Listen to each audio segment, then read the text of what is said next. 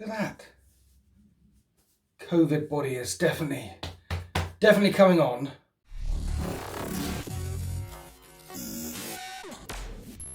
What's up, team? Hope you're looking after yourselves.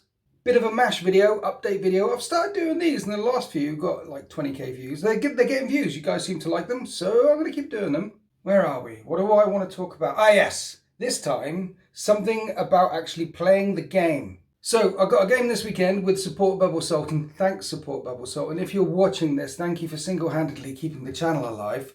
Because here in the UK, you still can't meet people unless you have a support bubble and then they count as part of your household. Anyway, you know what you've done. You're awesome. Anyway, I don't know whether to play Match Play or Maelstrom or Open War. I don't know what to play. I feel like I should play some Match Play because I haven't played much of it. Well, not much of it recently.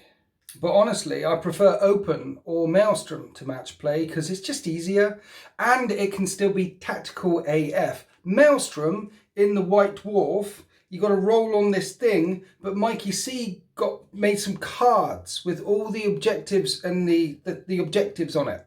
So I want to play Maelstrom. I should play Maelstrom. But what do you prefer? Honestly, what do you guys prefer? Someone out there, write a comment. The first person to write a comment saying, I prefer Maelstrom. Everyone thumb up that. Someone write a comment, I prefer Open War. Everyone who likes that, thumb up that. And then someone, I prefer Match Play. And don't 10 people write, I prefer Match Play. If it's already in there and people are already thumbing it up, it should be at the top of the list. And that'll give me a good indication of what you guys prefer, like things.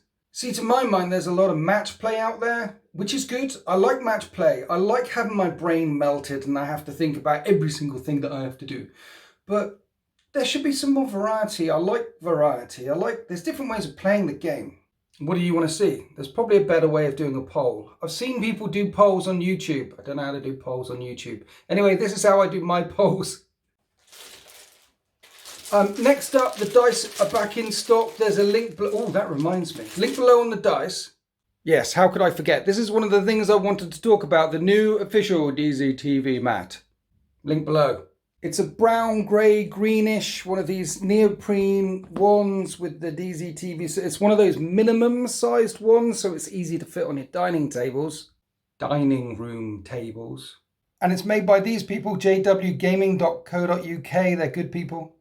So if you want to get a gaming mat, consider picking up the official DZTV mat. It's a great way to support me. Not as great as actually subscribing to deploymentzone.tv. Oh, Play on Tabletop. I'm now inside the Deployment Zone as well. Their Crusade series started. It's very exciting. Right, next up, I made a terrible mistake and started a new army. This is it for now. I like this dude though. I mean, he's really cool. My black shield here. He's like, come and get me. Yeah, you over there. I've got another 20 of these to do. And I have to confess, I really enjoyed painting them because when it's Death Watch, every single dude is a different dude because they're all veterans with their own personalities, their own little quirks, all from different chapters. And like frag cannons. And I know there's a bunch of Death Watch players out there saying they're not as good as they used to be, but they're like blight launchers, but better. And I take blight launchers in my Death Guard whenever I can take a blight launcher. I got a friend who talks about 2nd edition Harlequins and complains that Harlequins aren't as good as they used to be. I mean, 2nd edition Harlequins were broken. So, Death Watch, what's going on is there's a tournament at the end of the year and I don't do tournaments, so I started looking through books and things. And in Death Watch, I found out it costs 25 points for troops with a 2-up save, 4-up and vulnerable save. These are troops. And that got me thinking, what if I got a lot of them?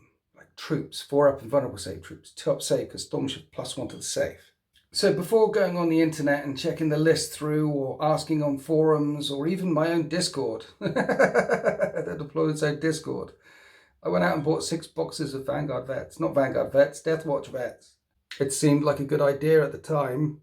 Then it occurred to me, maybe I should ask the internet, people who play against Death Watch players all the time, or Death Watch players out there, if you're still playing with other people right now. I mean, there are still some parts of the world where you're allowed to meet and greet and touch each other. Some hallowed corners like Mordor with the Ring and Frodo. What's that place? New Zealand. Where is Old Zealand? Anyway, so there are people out there still playing the game, and there are Death Watch players who have some experience.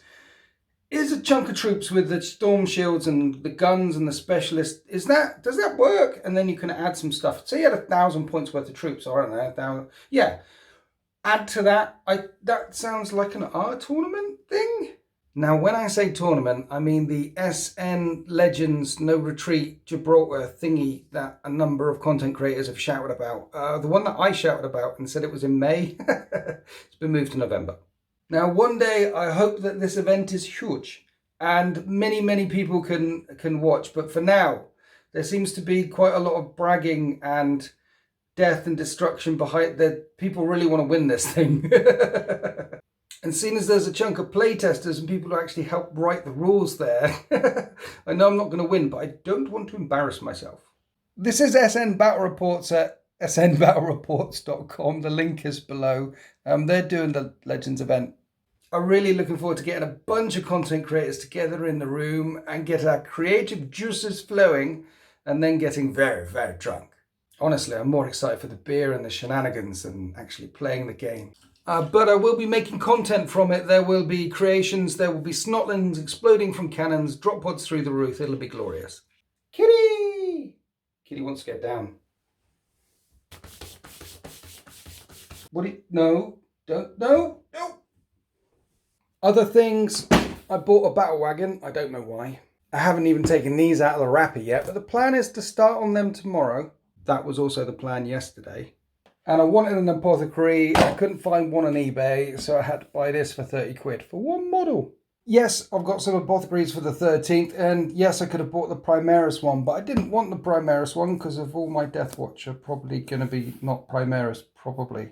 Honestly, it depends what sort of feedback I get. But I like the idea of lots of troops with invulnerable saves and a 2-up save. The previous edition, 8th edition, that was a Terminator with a 2-up save. That's good. Maybe I'm living in the past. Did have another idea for a list, which was a Tyrannid one with 180 bugs in it and lots of smites coming out from Zoanthropes and Neurothropes, but I'm worried of a codex change before then.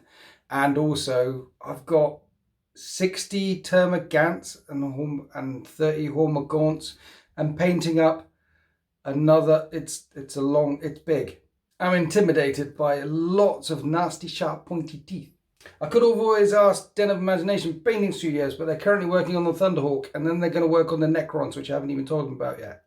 One more thing, I put these here to put in lots of new debris and battlefield terrain that I got from March of War. I'll get it out on the table. I got stuff like this, things like these, barricades made of barrels, more barrels. Some of these, they're dragon's teeth, I think. Defense network, sort of walls, like some pillboxes here. Then you got pillboxes with the walls. I mean, that's so awesome. More stuff and things. March of War, this is him, link below. I mean, team, look at that, that's so cool. So yeah, loads of new terrain, debris, battlefield debris. I think it really helps bring the battlefields to life, and I think my battlefields were getting a bit samey. So I'll definitely be incorporating a lot of March of War stuff later on. I spoke to the dude. He's a tree surgeon, which is my favourite kind of surgeon because it involves chainsaws. Proper 40k surgery right there. Anyway, what did I want to talk about? New terrain, a new mat, new army, a whole new army. Now, it'll be a while before the Deathwatch come on the channel because I don't know what I'm doing. It's more of a passion project. And I also think, unlike my other armies, instead of building it up to 3,000, 4,000, 5,000 points worth of stuff, I think I'll keep it. I want to keep it. It's going to get really big, isn't it? So that's it. Excited to have play on tabletop in the deployment zone. That's what's going on behind the scenes. I'm getting my jab tomorrow. Wish me luck.